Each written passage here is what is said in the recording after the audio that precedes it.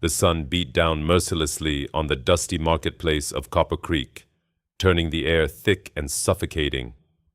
Rows of wooden platforms lined the square, each displaying human beings like cattle at auction. Men shouted. Women wept. Children clung to their mothers' skirts.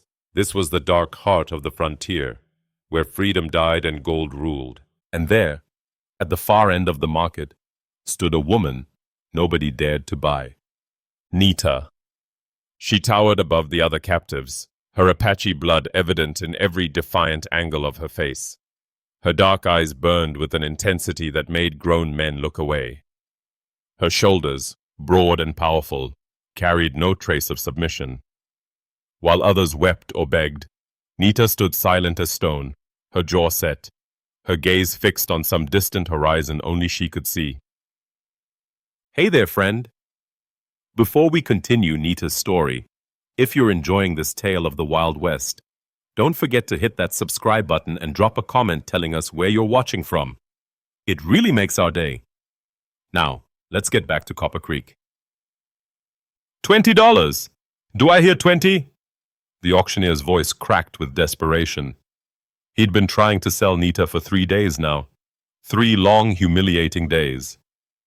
A portly rancher in the front row shook his head. Too big, too wild. She'd kill me in my sleep.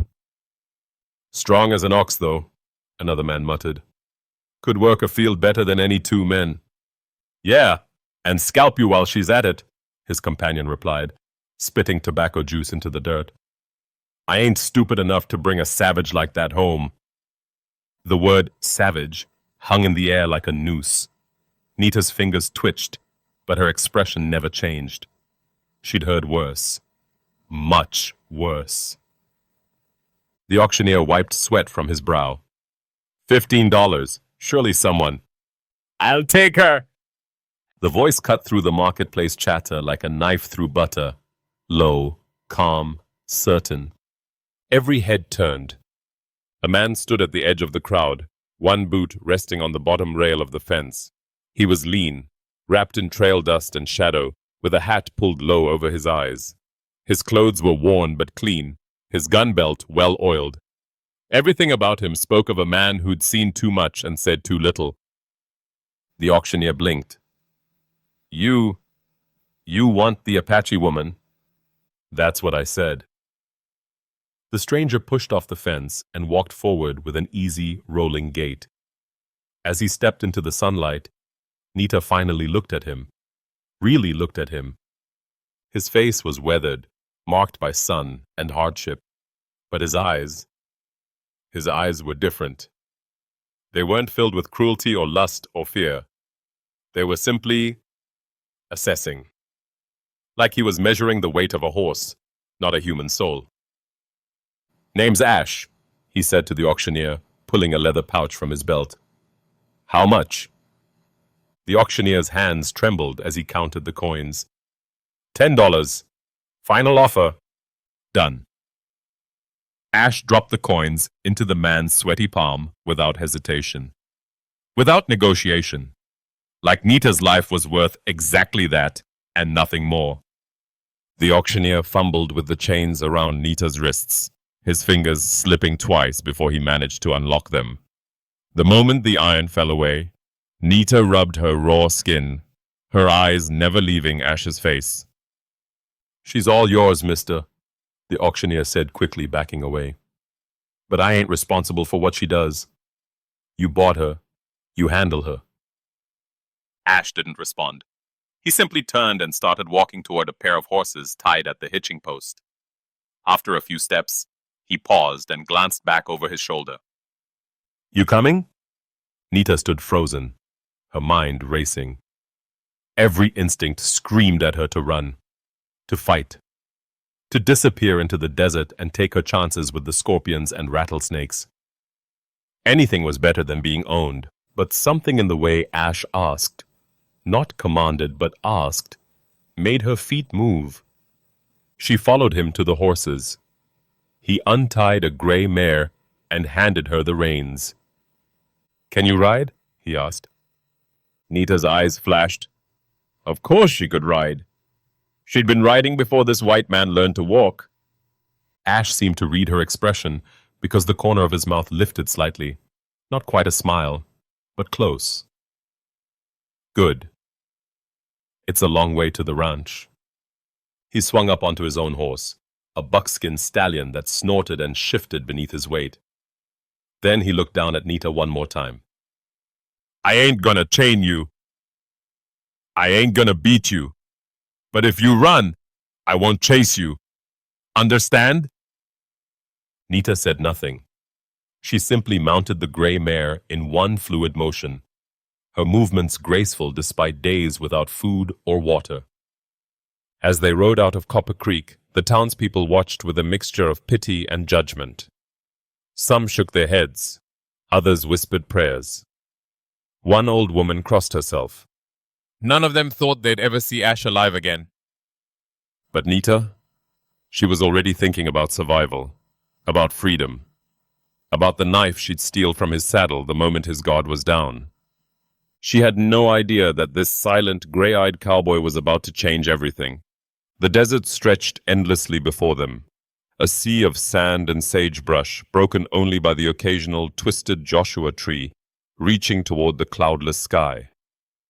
The sun hammered down without mercy, turning the air into something thick enough to chew. Nita rode in silence, her body swaying with the mare's rhythm, her mind calculating distances, escape routes, possibilities.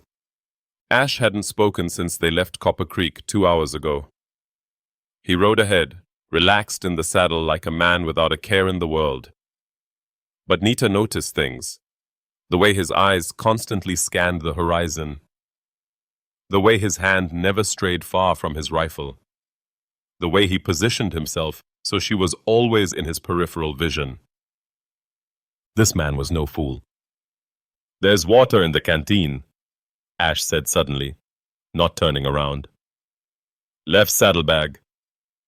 Nita's throat was raw as sandpaper, her lips cracked and bleeding. Pride told her to refuse. Survival told her otherwise. She reached for the canteen, uncorked it, and drank deeply. The water was warm and tasted of leather, but it was the most beautiful thing she'd experienced in days. Don't drink it all, Ash added. We got another 3 hours before we reach the ranch. Ranch. The word settled in Nita's stomach like a stone. She'd heard stories about ranches, about what happened to Indian women on isolated homesteads, far from witnesses and law. Her fingers tightened on the reins, and she measured the distance between herself and the knife she'd spotted in Ash's belt. As if reading her thoughts, Ash finally turned his head and looked at her directly. His gray eyes were calm, almost sad. I know what you're thinking, he said quietly.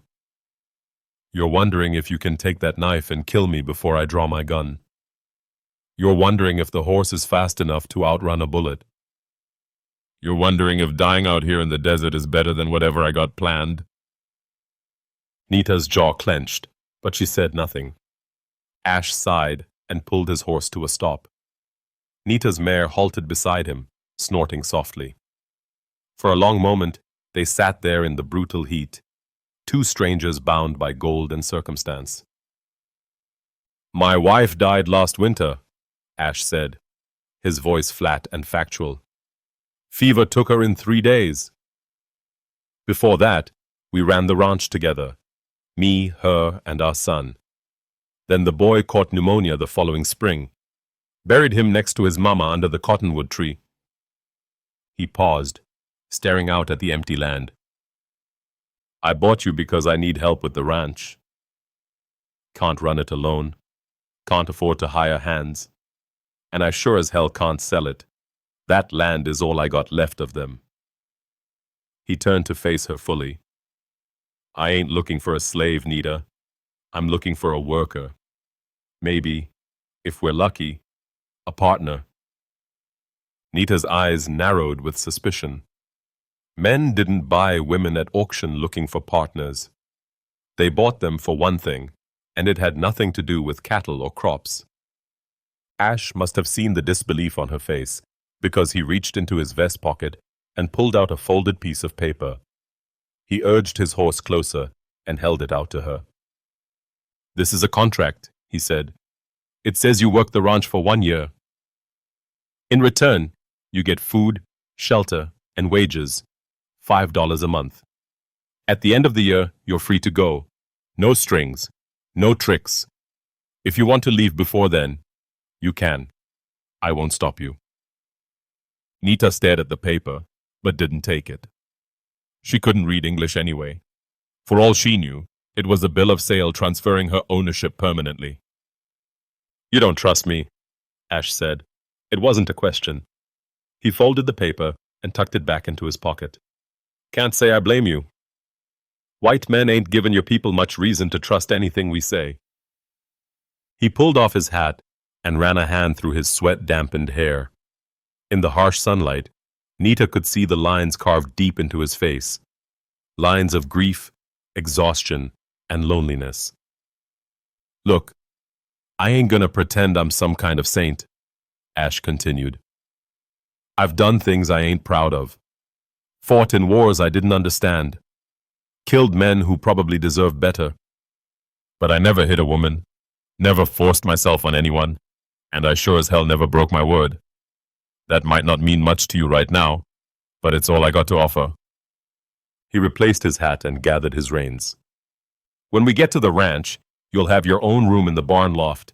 It's got a lock on the inside. There's a shotgun up there too, loaded. If I try anything you don't like, you got my permission to use it." Nita's eyes widened slightly. This was madness. What kind of man bought a woman and then gave her a loaded gun? Ash must have caught her expression because he actually smiled. A real smile this time. Tired, but genuine. "Yeah, I know. Probably the stupidest thing I've ever done. My daddy would have called me 7 kinds of fool." He clicked his tongue and his horse started moving again. "But I figure if you're gonna kill me, you'll find a way with or without a shotgun. Might as well make it fair." As they rode deeper into the wilderness, Nita found herself watching Ash's back with new confusion. She'd been prepared for cruelty.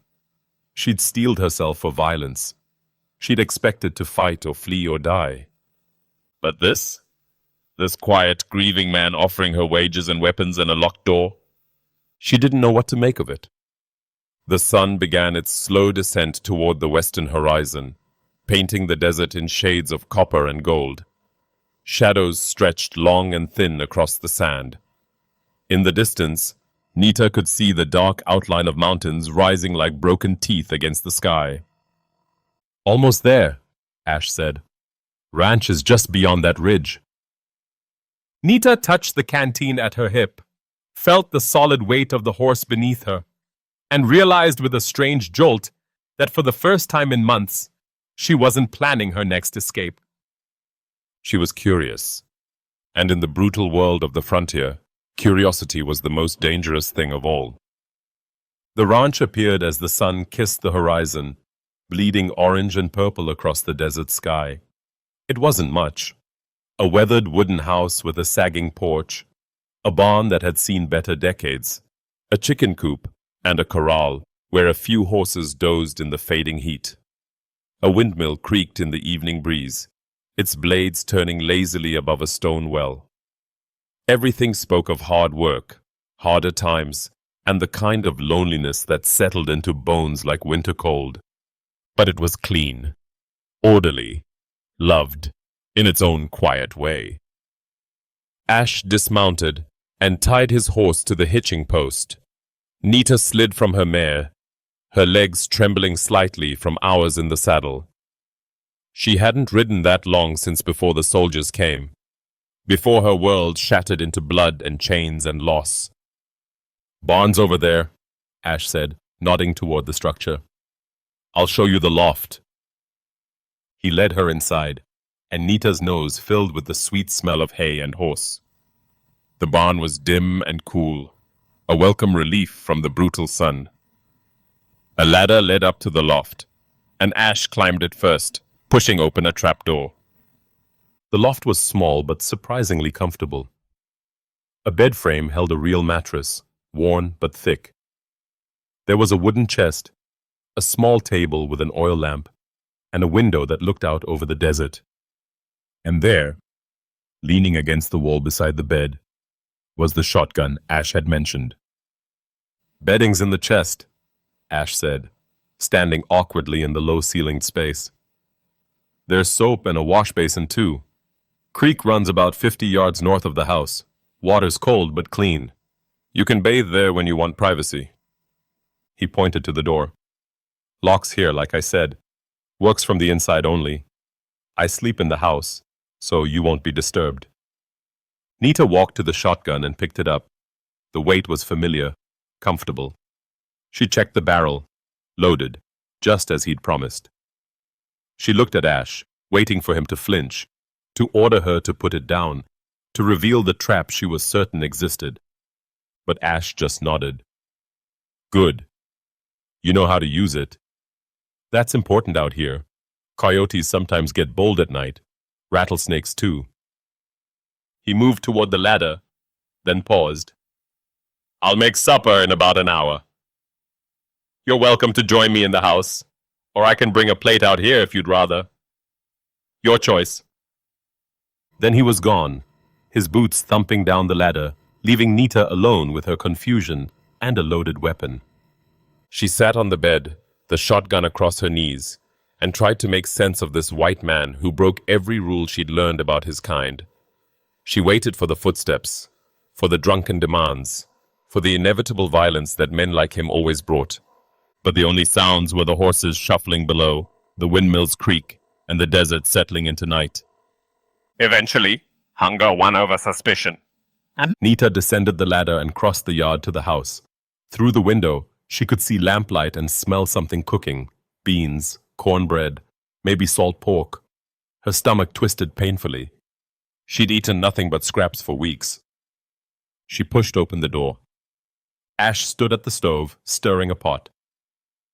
The kitchen was simple but spotless. A table set for two. No whiskey bottles. No signs of the chaos that usually marked a bachelor's home. "Figured you'd come," Ash said without turning. "Hope you like beans. It's about all I know how to cook that don't taste like boot leather." He ladled food onto 2 tin plates and set them on the table. Then he sat down and began eating, not waiting for her, not watching her, just eating. Nita remained standing by the door, every muscle tense. Ash glanced up. "You can eat standing if you want, but the chair's more comfortable." Slowly, Nita moved to the table. She sat on the edge of the chair, ready to bolt. She picked up the spoon, not a knife, she noticed, and tasted the beans. They were good. Simple, but good. They ate in silence for several minutes before Ash spoke again. "Ranch work starts at dawn. We got cattle to check, fences to mend, garden to tend. I'll show you everything tomorrow. You don't gotta know it all at once. Just do your best, and we'll figure it out together." He sopped up bean juice with his cornbread. "I ain't expecting miracles. I know you've been through hell. But if you work honest, I'll treat you fair. That's the deal." Nita set down her spoon. "Why?" The word came out rough, her English broken from disuse. Ash looked up, surprised. It was the first word she'd spoken to him. "Why what?" "Why, this." Nita gestured around the kitchen, at the food, at the simple dignity of it all. "Why not like others?" Ash was quiet for a long moment. When he finally spoke, his voice was soft, almost sad. "My wife was Lakota," he said. "Not full blood, but enough that folks around here treated her like dirt. Called her names. Refused to sell to us. When she got sick, the doctor wouldn't come. Said he don't treat savages." His jaw tightened. "She died because of hate. My boy too, probably. He was half-breed after all." He pushed his plate away. "I know what it's like to watch someone suffer just because of what they are. I swore when I buried them that I'd never be that kind of man. Never add to the suffering. He met Nita's eyes. So that's why. That good enough? Nita stared at this grieving cowboy who'd lost everything and somehow hadn't let it turn him cruel. She didn't trust him. Not yet. Trust took time, and time could still prove him a liar. But for the first time since the soldiers destroyed her village, since the chains locked around her wrists, since the marketplace where men appraised her like livestock, for the first time, she felt something other than rage or despair. She felt possibility. I work, Nita said carefully. You keep word. We see.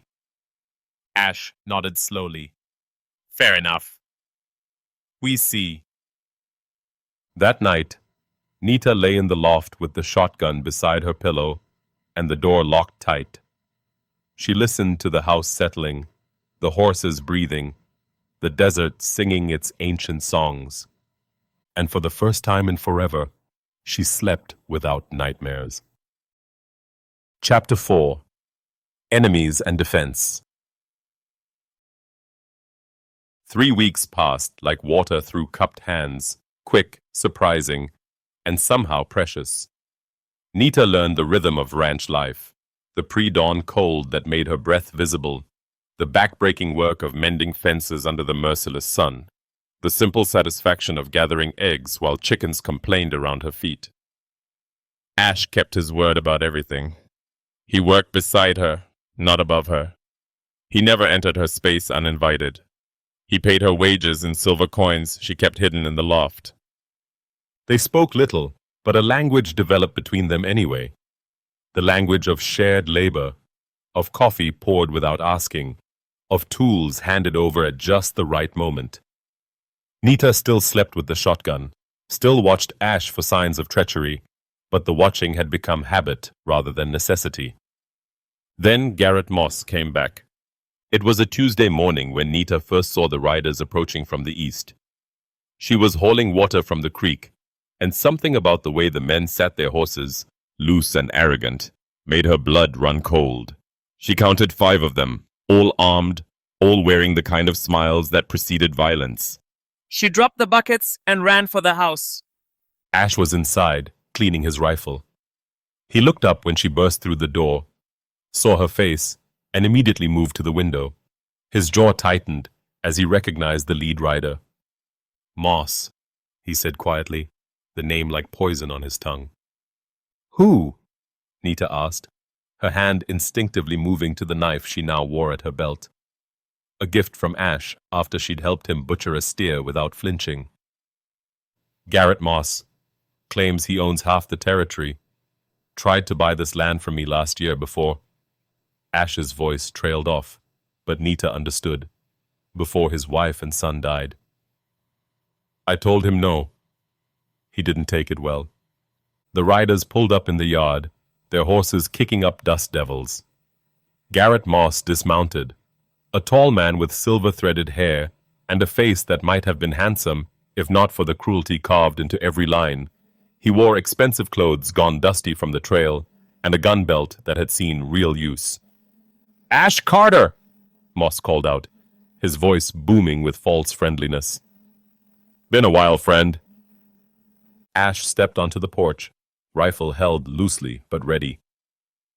Ain't your friend, Moss. What do you want? Moss's smile widened, showing too many teeth. Now, is that any way to greet a neighbor? I'm just checking in, seeing how you're managing out here all alone. His eyes found Nita standing in the doorway behind Ash. Though I see you ain't so alone anymore. That the Apache woman from the Copper Creek auction? Heard you bought yourself a savage. Nita's hand tightened on her knife. State your business or ride on, Ash said flatly. Moss's smile faded. Business, right. See, Ash, I've been patient with you. Gave you time to grieve, time to come to your senses. But this land sits right in the middle of my water route. I need it. and I'm prepared to pay fair price. $200. Cash money. That's more than generous for a place this rundown. Not for sale. Everything's for sale, friend. It's just a matter of price. Moss pulled off his riding gloves slowly, methodically. Or maybe you're thinking that Indian woman makes you strong enough to hold on. That it? One of Moss's men snickered. Nita felt rage building in her chest like a thunderstorm. Ash's voice went cold. You got 3 seconds to get off my property. Or what? Moss spread his hands wide, gesturing to his 4 armed men. You gonna take on all 5 of us, Ash? You and your pet savage? The words were barely out of his mouth when Nita moved. She'd spent 3 weeks studying the ranch, learning every line of sight, every advantage. In one fluid motion, she darted to the side of the porch where Ash kept his spare rifle and brought it up to her shoulder. She's not a pet, Ash said quietly, his own rifle now pointed directly at Moss's chest. And you're down to 2 seconds. The yard went silent, except for the wind and the nervous shifting of horses. Moss's men reached for their guns, but froze when they realized they were caught in a crossfire. Ash had the high ground on the porch, and Nita had positioned herself at an angle that covered 3 of them. Moss's face went red, then purple. You threatening me, Carter? Nope. Just telling you facts. You're trespassing. Under territorial law, I got every right to defend my property. Now you can ride out peaceful, or you can find out if me and Nita here are as good a shot as I think we are. For a long, tense moment, nobody moved. Then Moss's hand twitched toward his gun. Nita fired. The bullet kicked up dirt 6 inches from Moss's boot. The horses spooked, rearing and dancing. Moss stumbled backward, shock and fury warring on his face. Next one's higher, Nita said in careful English. It was the longest sentence she'd spoken to anyone but Ash. Moss stared at her, truly seeing her for the first time. Not as property or a savage, but as a woman who would kill him without hesitation or regret. This ain't over, Carter, Moss snarled, mounting his horse with shaking hands. You just made the biggest mistake of your life. That land is mine, and I will have it, one way or another. Come back, and it'll be in a pine box, Ash replied evenly. Moss wheeled his horse around, and his men followed. They galloped away in a thunder of hooves and wounded pride, leaving behind only dust and the promise of future violence. When they were gone, Ash slowly lowered his rifle. He looked at Nita, really looked at her, and something passed between them, a recognition deeper than words. You okay? He asked. Nita nodded, her heart still pounding. You? Yeah. Ash wiped sweat from his brow. That was good shooting. Where'd you learn? My father, Nita said softly. Before soldiers. Ash nodded slowly, understanding all the weight those 2 words carried. Then he did something that surprised them both. He reached out and gently touched her shoulder, just for a moment. Thank you, he said simply, for staying, for fighting. Nita met his eyes and saw in them what she'd been denying for 3 weeks. This man would die before he let anyone harm her. And she realized with a start that she would do the same for him. We should prepare, she said. He comes back. Yeah, Ash agreed grimly. He will. Moss returned 4 days later, just after midnight, with twice as many men and torches that turned the darkness into flickering hell. Nita woke to the smell of smoke and the sound of men shouting. She grabbed the shotgun and burst from the loft to see flames already licking at the far side of the barn. Through the window, she counted at least 10 riders circling the property like wolves around wounded prey. Ash! She screamed, racing toward the house. But Ash was already there, bursting through the front door with his rifle and gun belt. His face was grim but calm, the face of a man who'd been expecting this, preparing for it. Barn's lost, he said quickly. We gotta save the house and the horses. You take the back, I'll take the front. Don't let them get close enough to throw those torches. They separated without another word, moving with the practiced efficiency of partners who'd worked together far longer than 3 weeks. Nita positioned herself at the back window and fired at anything that moved. Her first shot took a torch from a rider's hand. Her second sent a man tumbling from his saddle, clutching his shoulder. At the front, Ash's rifle cracked steadily, methodically. He didn't waste bullets on warning shots or intimidation. Every trigger pull had a purpose, and men fell screaming or fled bleeding into the darkness. Carter! Moss's voice roared from somewhere beyond the firelight. You're finished! Give up now, and I'll let the woman live. Ash's answer was a bullet that shattered the lantern Moss was holding. The battle raged for what felt like hours, but was probably less than 30 minutes. The barn collapsed in a shower of sparks and terrible beauty, sending up a column of smoke that glowed orange against the star-scattered sky. The horses, freed by Nita in the first moments of the attack, had scattered into the desert. Alive, at least, even if finding them would take days. Gradually, the attackers' enthusiasm waned. They'd expected an easy victory over one man and a woman they considered barely human.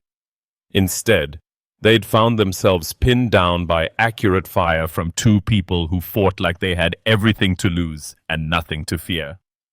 3 of Moss's men lay wounded in the dirt. 2 more had fled entirely. The rest huddled behind whatever cover they could find, no longer attacking, just trying not to die. This is insane, Garrett, one of them shouted. They're gonna kill us all for a piece of dirt! Shut up and fight! Moss screamed back, but his voice cracked with something that might have been fear. Then Nita did something that changed everything. She stood up, stepped into the doorway where the firelight painted her in gold and shadow, and began to sing. It was an Apache war song, ancient and terrible, taught to her by her grandmother. A song meant to strike fear into enemies and give courage to warriors. Her voice rose above the gunfire, above the crackling flames, above everything, filling the night with something primal and unstoppable. The remaining attackers stared at her, transfixed and terrified. In that moment, she wasn't a slave or property or even just a woman.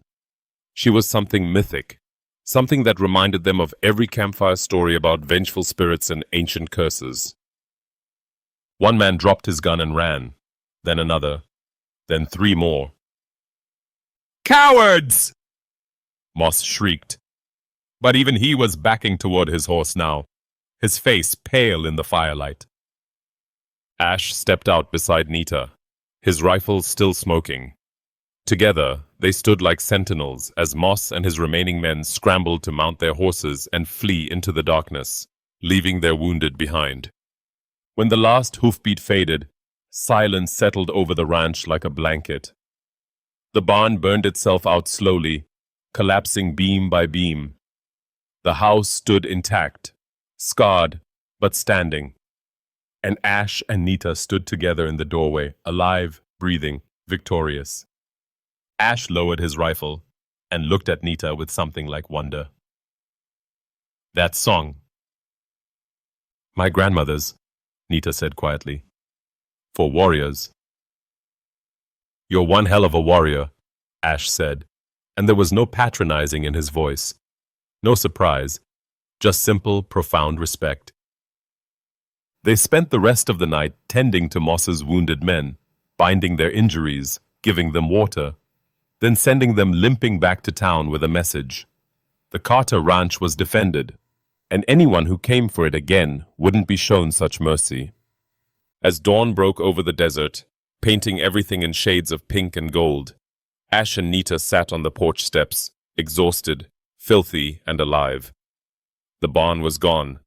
The fences were damaged. There was so much work ahead. But they'd won. Ash cleared his throat. Nita, I know we had a deal.